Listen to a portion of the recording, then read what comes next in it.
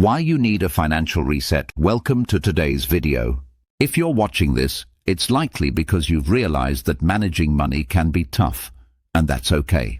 The truth is, a lot of people struggle with finances not because they're bad at math, but because they simply don't have a clear plan. Whether it's overspending, credit card debt, or just not knowing where your money is going, the lack of a financial plan is the root cause of many money troubles. The good news?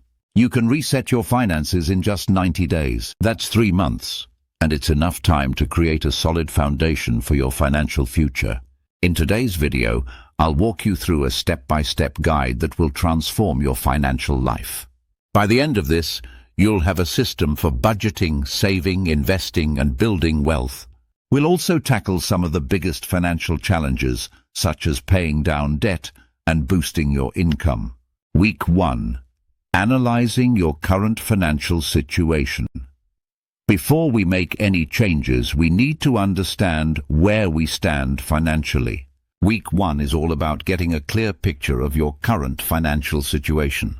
Trust me, this is the most crucial step. Start by gathering all of your financial statements from the past 3 months.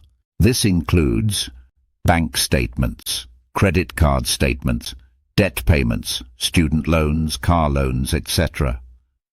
Any other financial documents where money is spent.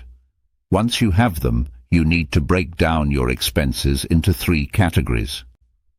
Fixed expenses.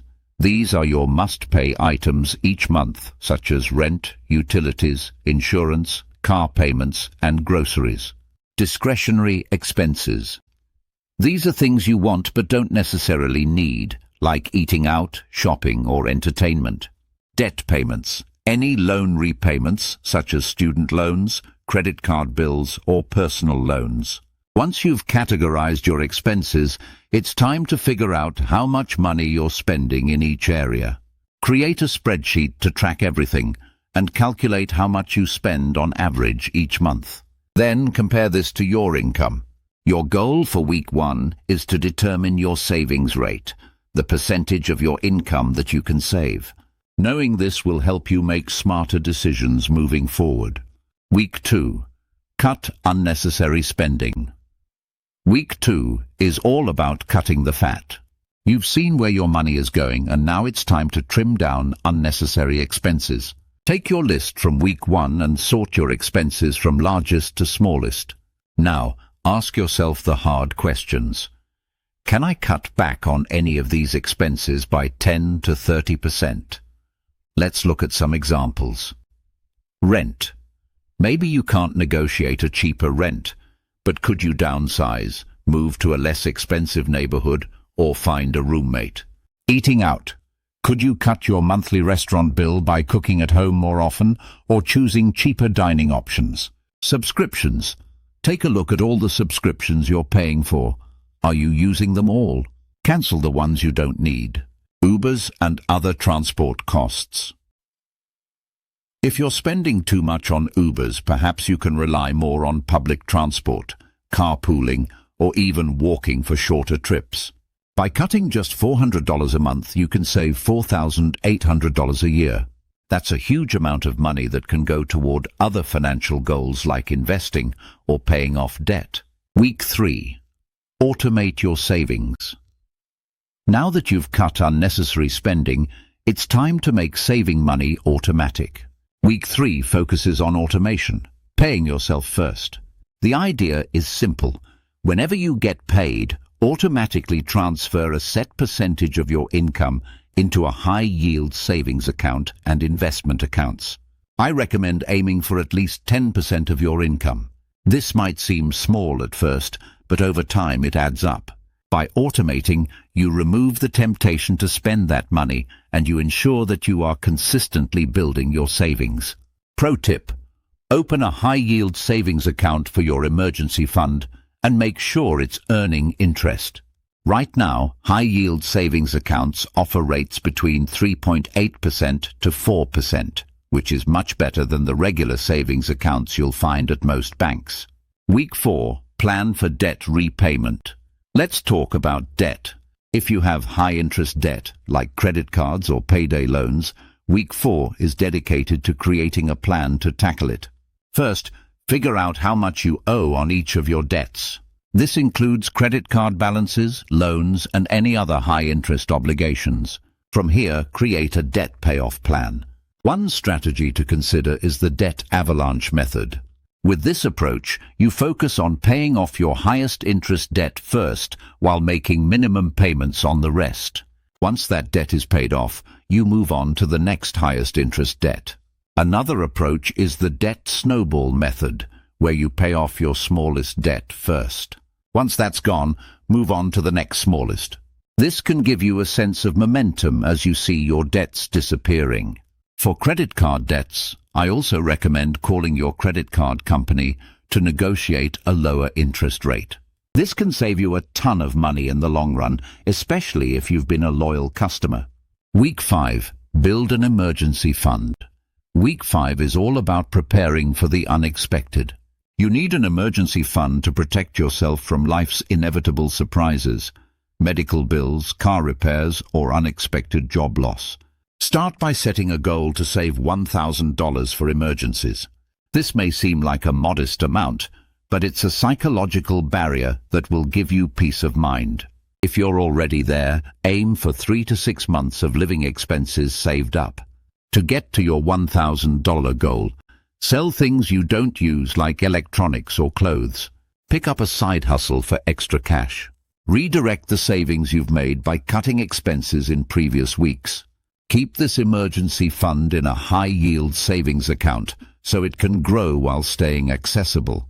Week 6. Start investing. Once your emergency fund is in place, it's time to think about growing your money. Week 6 focuses on investing. You don't need a lot of money to start, just the right strategy. The S&P 500 index is one of the most popular investment options for beginners because it gives you exposure to a wide variety of top-performing companies.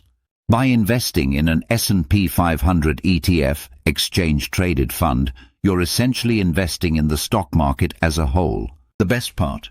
Historically, the S&P 500 has returned about 8 to 10% per year on average. While the market can fluctuate, over time it tends to grow. For this week, open a brokerage account with platforms like Vanguard, Fidelity, or Schwab. Set up automatic monthly investments into an S&P 500 ETF, starting small and increasing as you get more comfortable. Week 7.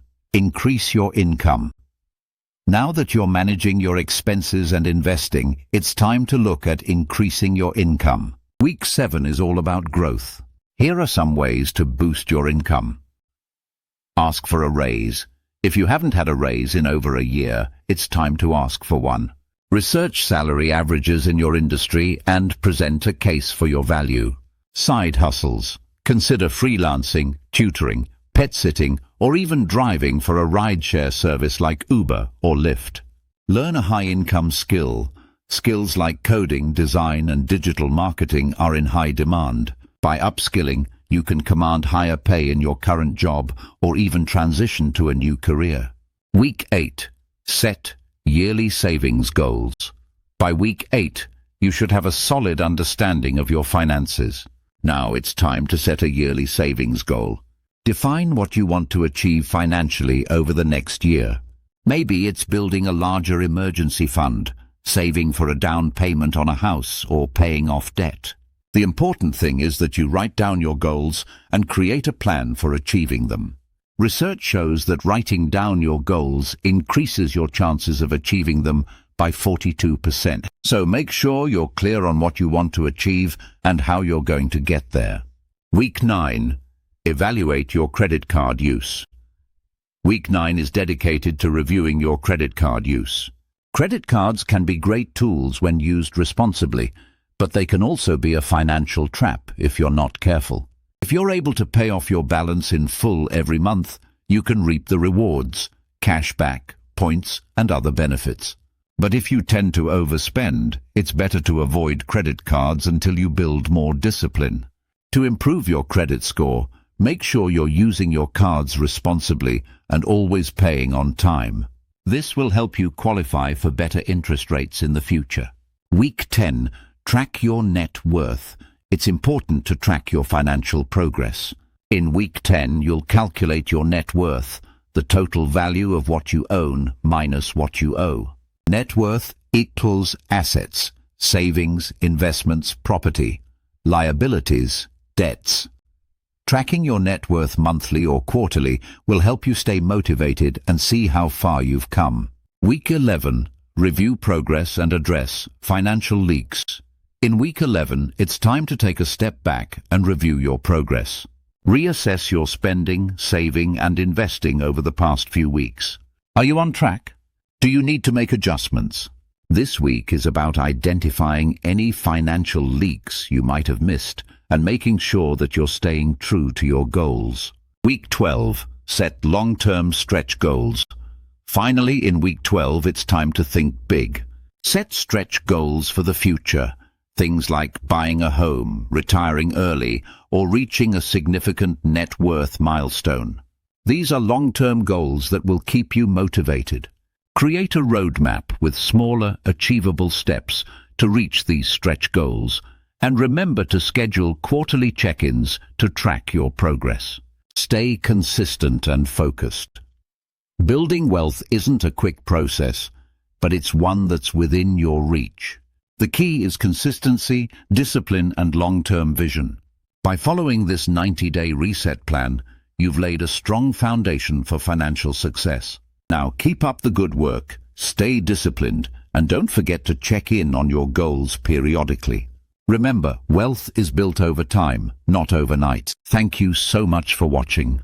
If you found value in this video, make sure to hit that like button and subscribe for more financial tips.